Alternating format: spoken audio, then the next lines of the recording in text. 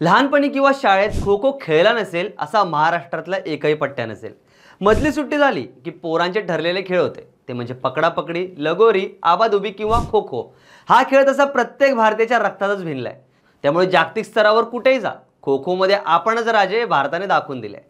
त्यातच सध्या भारतात खो खोचा वर्ल्ड कप सुरू आहे। पण आपल्याच मातीतल्या खेळात भारत जबरदस्त खेळी करतोय याची साधी भनक सुद्धा कोणाला नाही। दिल्लीला सुरू असलेल्या वर्ल्ड कप मध्ये भारत सेमीफायनल मध्ये साऊथ आफ्रिकेला हरवून फायनल मध्ये पोहोचलाय। पण इंडियन मीडिया अजूनही सैफ अली खानचा पाठलाग सोडायला तयारच नाहीये। आज या व्हिडिओच्या माध्यमातून आपण एकंदरीत खो खो हा खेळ आणि भारताचा खो खो वर्ल्ड कप मधला प्रवास जाणून घेणार आहोत। नमस्कार, तुम्ही पाहताय गाजावाजा।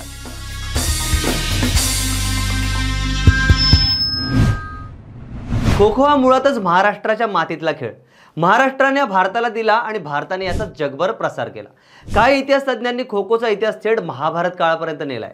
महाभारत काळात सुद्धा खो हाडणे किंवा खो देणे असे शब्दप्रयोग आढळतात। संत तुकाराम महाराज आणि संत एकनाथ महाराज यांच्या अभंगांमध्ये या खेळाचे उल्लेख सापडतात। तुकोबा म्हणतात, मागे पुढे पाहे सांभावनी दोन्ही ठाय, चुकवूनी जाय गडी राखे गडियांसी, मुरडे दंडात दोन्ही तोंडे गडिया सावध करी, भेटलिया संगे तया हाल तुझवरी। आणि एकनाथ महाराज म्हणतात, हमामा हुंबरी खेळती एक मेळा, नाना परींचे गोपाळ मिळती सकळा, एक धावे पुढे दुजा धावे पाठी, एक पळे एका पुढे एक सांडोनी आठी। हे अभंग खो खोची साधर्म्य दाखवतात।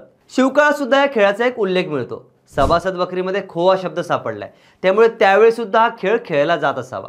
बडोदा हे संस्थान गुजरातमध्ये आहे, पण ते मूळ मराठ्यांचंच। याच बडोदामधून खो खो जगभर पोहोचला असून त्याला खो खोचं माहेरघर म्हणतात। त्यानंतर महाराष्ट्रात पुणे, मुंबई, नागपूर, अमरावती, धुळे या मराठी माणसांच्या वस्तीत मात्र खो खो गेल्या 150 वर्षांच्या काळात खेळला गेल्याचा उल्लेख हमखास सापडतो। त्यामुळे खो खो नेमका सुरू कसा झाला आणि कुणी केला याचा इतिहास आपल्याला सापडत नाही, पण त्याचे नियम निश्चितच महाराष्ट्राने तयार केले आहेत हे इतिहास सांगतो। असंही सांगितले जातं की खो खोचे नियम लोकमान्य टिळक यांनी बनवलेत। आता थेट येऊया खो खो वर्ल्ड कप कडे। भारतात तर खो खो प्रसिद्ध होताच, इतर देशही खो खो खेळायचे, पण याचा आणखी प्रचार व्हावा यासाठी खो खो वर्ल्ड कपचं आयोजन करण्यात आलं आणि यजमान ठरला आपला भारत। दिल्लीच्या इंदिरा गांधी अरिनामध्ये इंटरनॅशनल खो खो फेडरेशनच्या माध्यमातून हा वर्ल्ड कप सुरू आहे आणि खास गोष्ट म्हणजे भारत या पहिल्याच खो खो वर्ल्ड कपच्या फायनल मध्ये पोहोचलाय। महिला आणि पुरुष दोन्ही टीम्सनी डॉमिनेट खेळ करून फायनल मध्ये आपली जागा पक्की केली आहे। विशेष म्हणजे भारताच्या मेन्स टीम आणि वुमेन्स टीम दोघांचे कॅप्टन आपले मराठी पोट्टे आहेत। मेन्स टीमचा कॅप्टन प्रतीक वायकर आहे, तर वुमेन्स टीमची कॅप्टन बीडची प्रियांका इंगळे। या स्पर्धेत जगभरातल्या 20 देशांनी भाग घेतलाय। एकट्या आशिया खंडातल्या 8 टीम्स या वर्ल्ड कप मध्ये आहेत।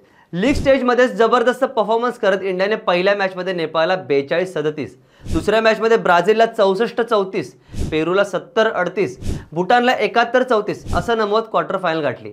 यानंतर श्रीलंकेचं दहन करून इंडियाने सेमीफायनलमध्ये आपली जागा पक्की केली आणि सेमीफायनलमध्ये दिग्गज साऊथ आफ्रिकेला पराभूत करून भारत आता फायनलमध्ये नेपाळला भिडणार आहे। एकंदरीत भारत हा वर्ल्ड कप जिंकून इतिहास रचणार आहे एवढं नक्की।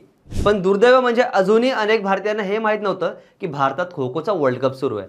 प्रॉब्लेम असा आहे की आपण क्रिकेट सारख्या खेळाला जितका वाव दिला तितका आपल्याच मातीतल्या खेळांना दिला नाही। त्यातच जागतिक स्तरावर खेळल्या जाणाऱ्या क्रीडा स्पर्धांमध्ये भारताला एक मेडल जिंकण्यासाठी कसरत करावी लागते। मग आपण ऑलिम्पिकमध्ये US आणि चीनप्रमाणे मेडल का जिंकू शकत नाही असे प्रश्न विचारतो। गेल्या वर्षभरात म्हणजे 2024 मध्ये भारत फुटबॉलमध्ये एकही मॅच जिंकू शकला नाही। क्रिकेटच्या खेळाडूने एक सिक्सर जरी मारला तरी त्याची बातमी बनते, मात्र खो खो मध्ये भारत फायनलमध्ये पोहोचला हे माध्यमांवर कुठेच दिसत नाहीये। त्यामुळे आपण आता तरी आपल्या खेळांना प्रोत्साहन देण्यासाठी पुढाकार घेतलाच पाहिजे, अन्यथा आपले हेच खेळ फक्त आपल्यापुरते सीमित राहतील। क्रीडा विश्वातील अशाच घडामोडी जाणून घेण्यासाठी गाजावाजाला लाईक, शेअर, फॉलो आणि सबस्क्राईब करायला विसरू नका।